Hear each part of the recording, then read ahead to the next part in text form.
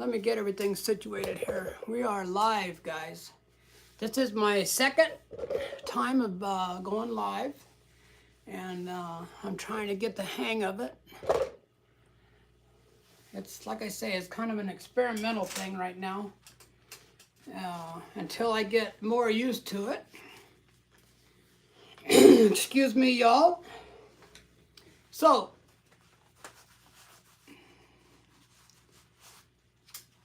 I got me some tea that I made here. I like to drink green tea in the afternoon. Green tea has a lot of healing powers in it. I just done this lesson, and I put it on my YouTube channel, but I want to do this lesson live for you guys. Okay, so if you see this right here, right, this is, what this is called is the fretboard notes. If you did a search on it, I searched it a little while ago. I typed in the fretboard notes, right? And a whole page of these came out. Literally a whole page. So you could do a search on this and do a screenshot or print it out, or anytime you want to look at it, you can just pull it up on the computer. It's very easy to find. Okay. The lesson that I'm doing is I want to show you what's in between the notes. Okay, so let's start right here with the A. It's easy for you guys to see where I'm at. You can see I'm on the 6th string. This is a A note.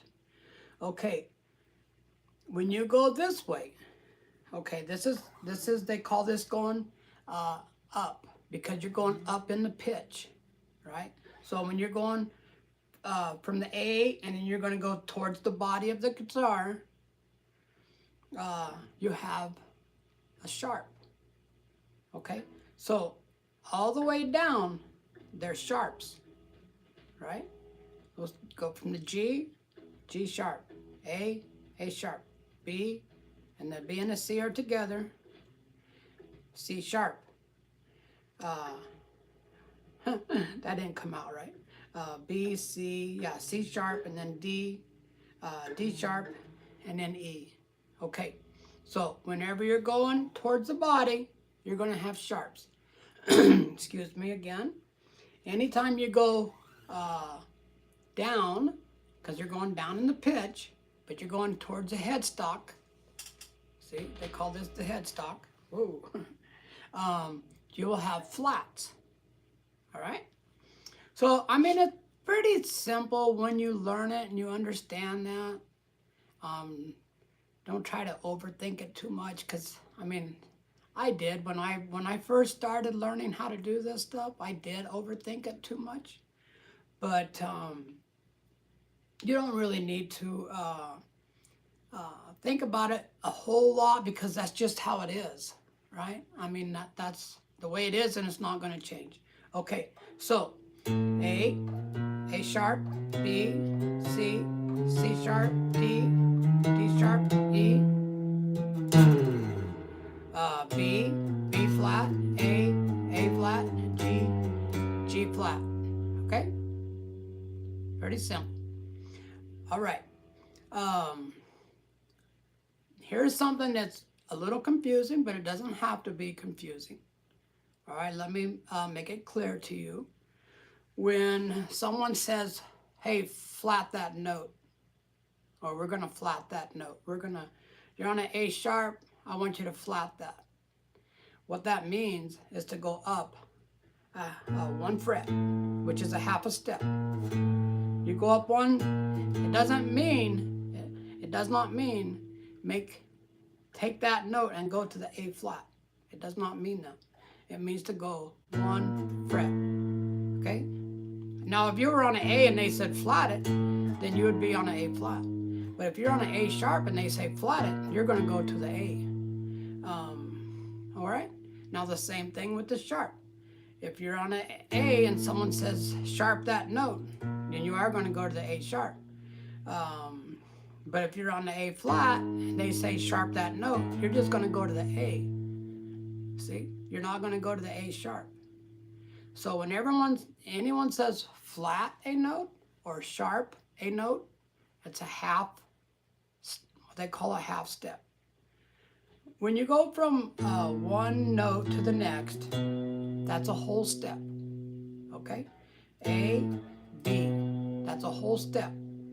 When you go a half a step, it's just one fret. See?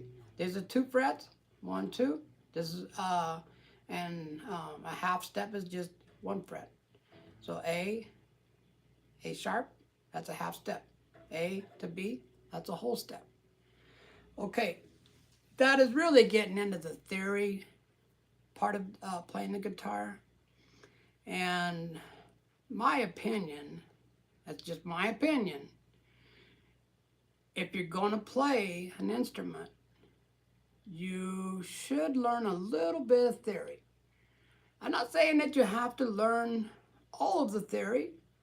I mean, for me, I found it very interesting. I bought a course. It's called Guitar Theory. Let me show it to you. It's called Guitar Theory Made Easy. And because if you study actual music theory, then you're really in for a lot of studying, because they're going to teach you how to read music, and they're going to teach you all the stuff that other musicians really do need to learn, and like what they teach you in school. But as a guitar player, it's a little bit different. So guitar playing, we have what they call tabs, which is it is along the line of reading music, but it's a super way easier to read music when you're reading tabs than it is to read music when you're reading notes on a staff. Hang with me here just a minute, guys. Let's see if I can find it. I want to show it to you in case some of you guys are interested. It's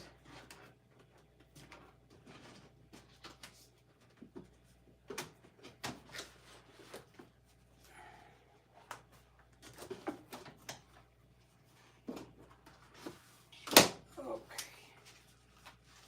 I have a bunch of courses in there. Okay, so this is the course right here. I know there's got a little bit of glare in there, but it is called Guitar Theory Made Useful and Easy. And let me show you just a little bit. This here part is actually teaching you how to read actual music. But it doesn't go into it in great detail. It just kind of gives you a outline of how it works when you try to learn how to, or when you do learn how to read music. This here is teaching you how to build a major scale.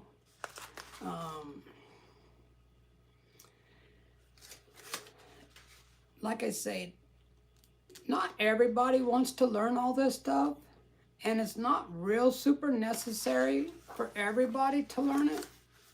This is called a circle of fifths. The outside is a circle of fifths, the inside is a circle of fourths, I believe. No? Okay, the outside is a major, the inside is a minor. I took this course probably 3 or 4 years ago. I bought this course and I went all the way through it. And I keep telling myself that I really do need to go back and take this course again. I guarantee you I have forgotten most of the stuff that's in here.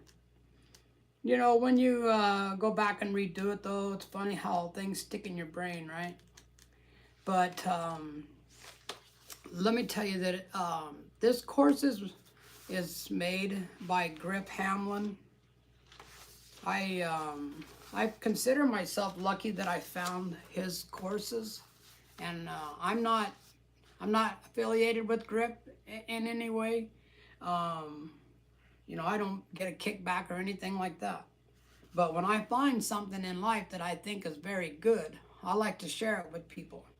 And his courses are very professionally made and very easy to understand. And if you buy this like on a digital, go to his website, which is Blues Guitar Unleashed. Go to his website and you could get this digitally really cheap. And if you wait till a holiday, he has big sales every holiday. So anyways, this course here, for those of you that do want to learn a little bit about theory, that's really worth your money. Now I'm going to show you just real quick some of the courses that I think that are really worth buying. Like I said, I have a bunch of them.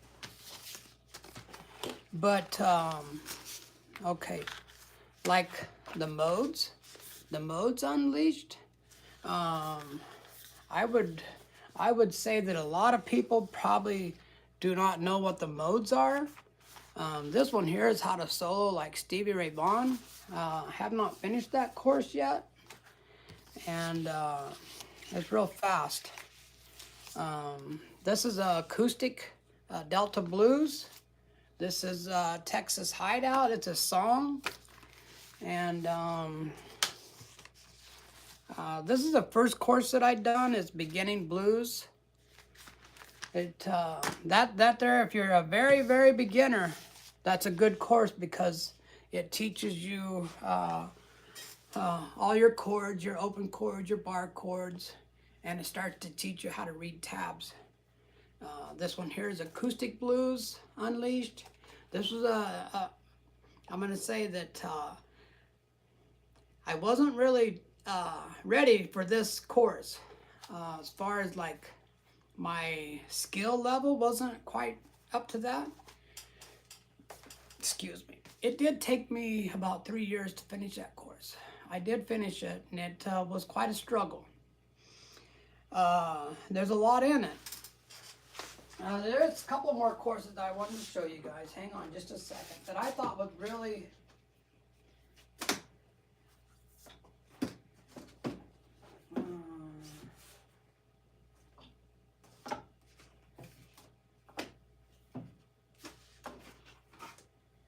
Okay, this one here is the harmonic minor scale. This here stuff sounds in the line of like Santana. That's what that kind of stuff there is. And it teaches you how to do the harmonic minor scale. And as you can see the scales in there.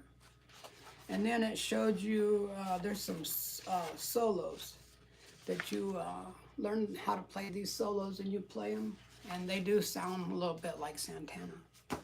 And then this one here teaches you all kinds of scales, and it teaches you how to play the scales in the major and minor, which I'll let you in on a little secret.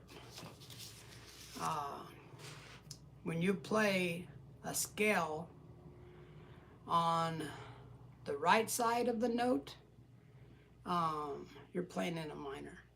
When you play that scale on the left side, you're playing in a major.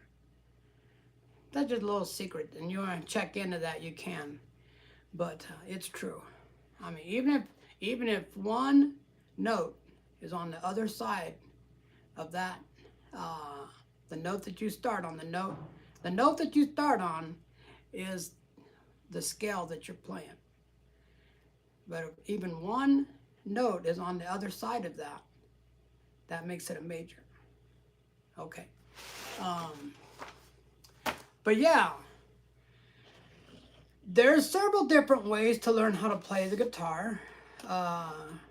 Charlie Daniels is one that comes to my mind. That, because I seen this in an interview. He did not know very much theory. He did not know how to read music. But we all know Charlie Daniels can play, right? There's a lot of people like that. Stevie Ray Vaughan, he knew a little bit of theory, but from what I understand, he did not know how to read music. They didn't have tabs back in those days. And he played mainly in the minor scales. I think, let me show you something real quick.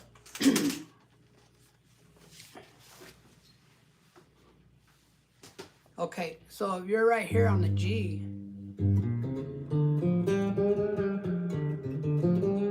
that's a G minor. Okay, now if you go over here, see how I went on the other side of that G? That's a G major. But, so if you take this G minor, you go down,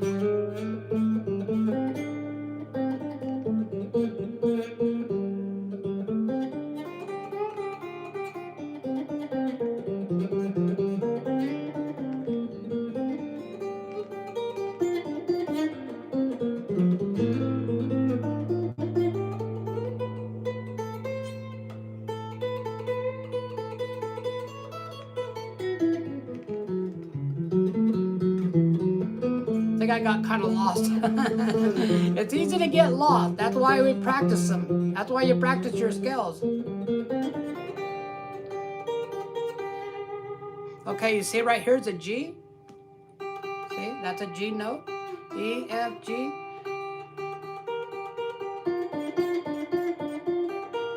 That's a minor. That's a minor, and you can hear it. If you play it enough, you start to hear the difference between a major and a minor. Some people pick it up right away. Some people it takes a little bit. But you can definitely hear it.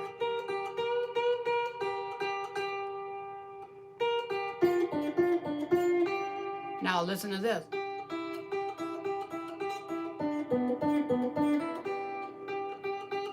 This is a G. If you go on that side of it, you're playing a major.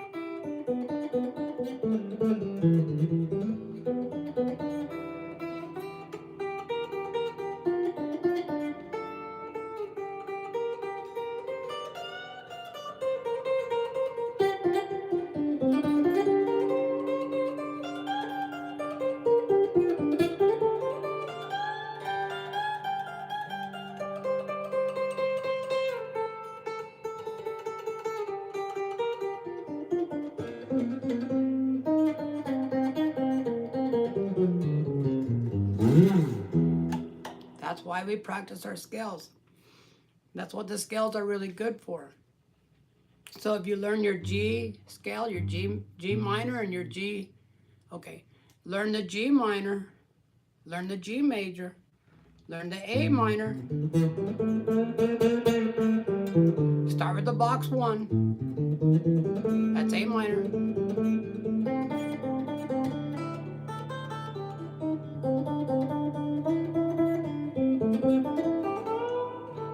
Same thing as I showed you the last time. This is an A, right? G, A. When you play on that side of it, it's a minor. So that's box 3, right? Go to box 4.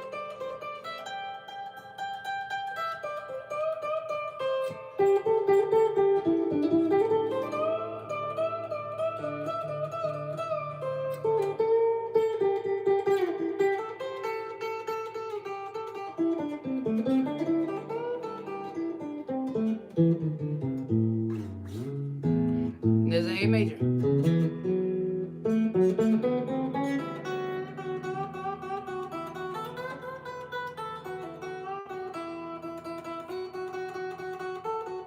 See how their pinky goes to the A, and you're playing an A major.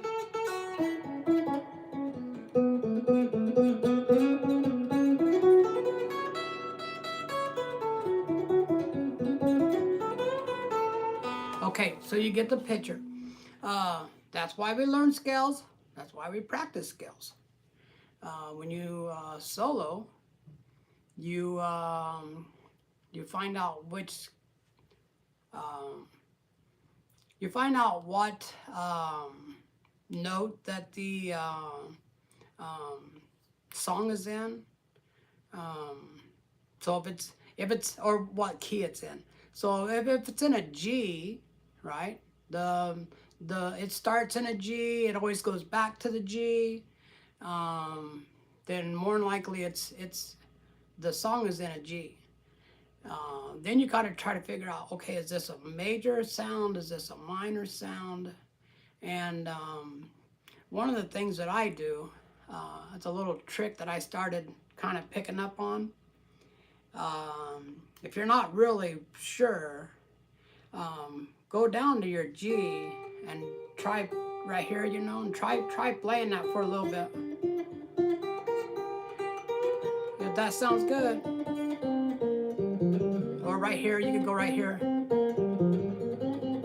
If it sounds like it matches, then you're in a G minor. If it just doesn't match, the sound just doesn't match at all, then just try a little bit like that in the major, or go to this G. You when the song is playing and you start to do a little noodling, that's what they call that when you're playing around with the scale.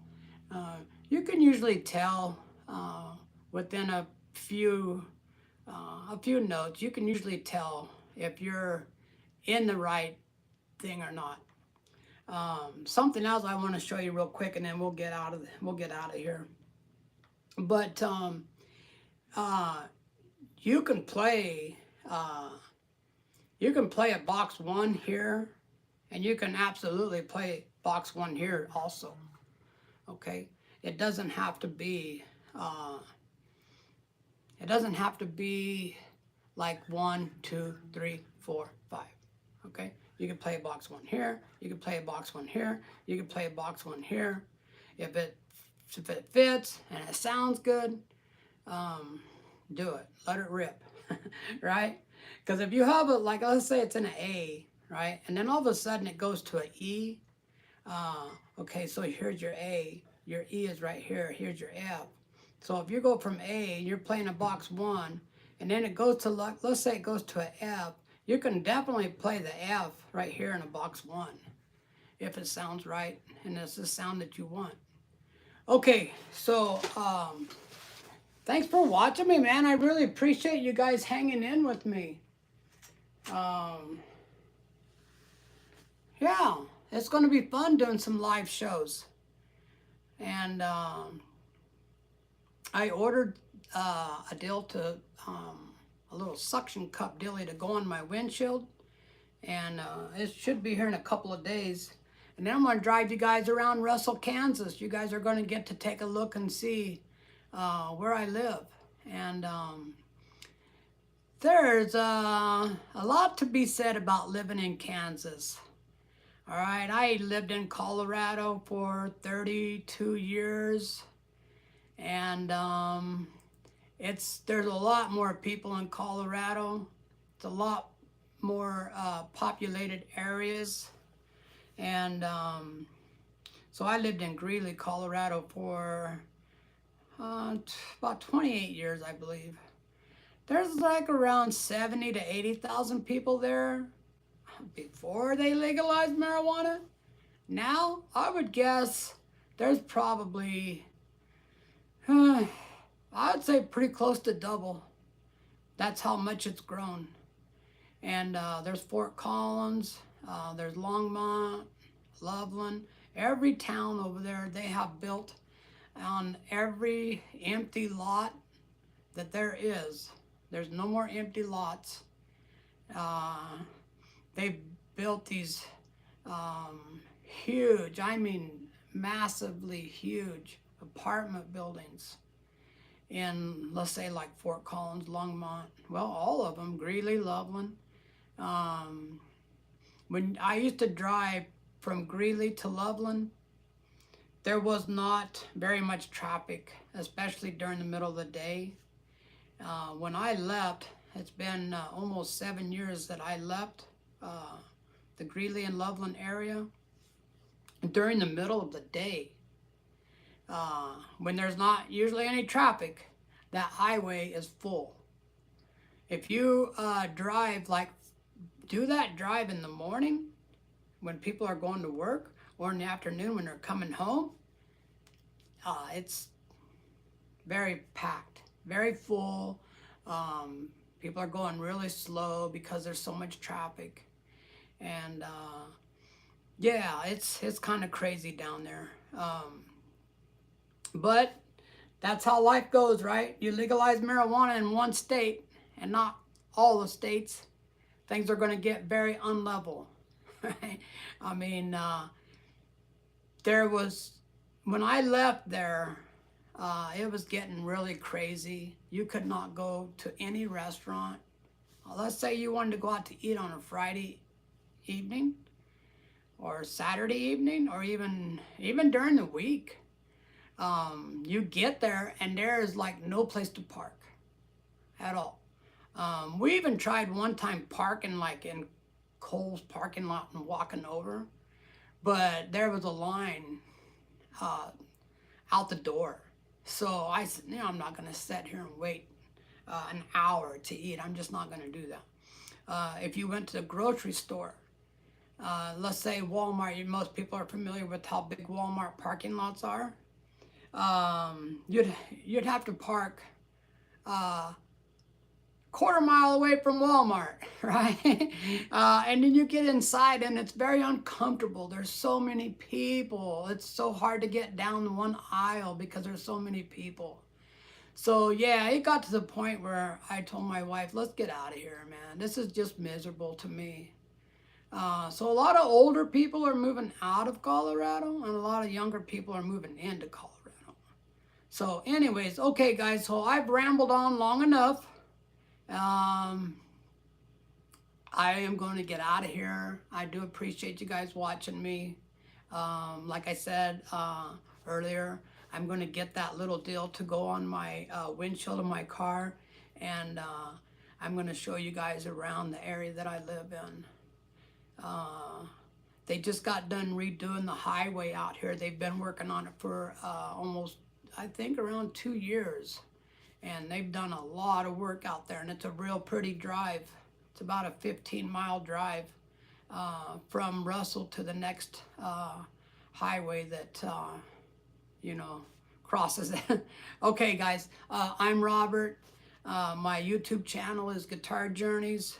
And I always say that music is medicine, because I truly do believe that listening to music, playing music, it has healing powers. It does something to your brain, right? It makes you happy, man. We all need to be happy. Thanks for watching, guys. I'm out of here. Thank you. Let's see if I can figure out how to shut this off. Oh, here we go. Sorry, guys.